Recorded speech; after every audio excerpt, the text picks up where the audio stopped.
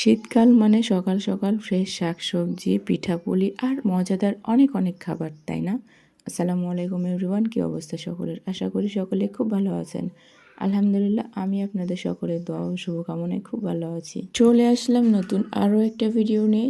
আসলে বেশ কিছুদিন যাবৎ ঠান্ডা জ্বরে ভোগার কারণে আর সেভাবে ভিডিও আপলোড করতে পারতেছিলাম না। আসলে অতিরিক্ত ঠান্ডা লেগে গলার অবস্থা এতটাই বাজে হয়ে গেছিল, যেটা বলে বোঝানোর মতো না। কথা বলতে পারতেছিলাম না, ভয়েস ওভার কেমনে দিব।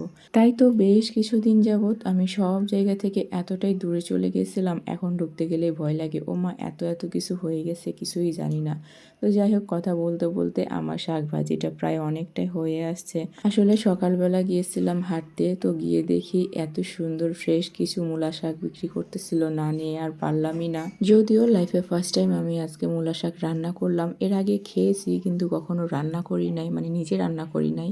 কিন্তু আজকে রান্না করতে গিয়ে তো আমার নাজেহাল অবস্থা। আমি শাকে এতগুলো পানি দিলাম, এরপরেও শাক যখন হয়েছে ভাবলাম, দেখলাম হ্যাঁ সেদ্ধ হয়েছে, কিন্তু পরবর্তীতে খেতে গিয়ে দেখি ওমা, এটা তো শক্ত শক্তই রয়ে গেছে। তো যাই হোক, নতুন নতুন কিছু বানাতে গেলে একটু গন্ডগোল তো হবে, এটাই স্বাভাবিক, তাই না?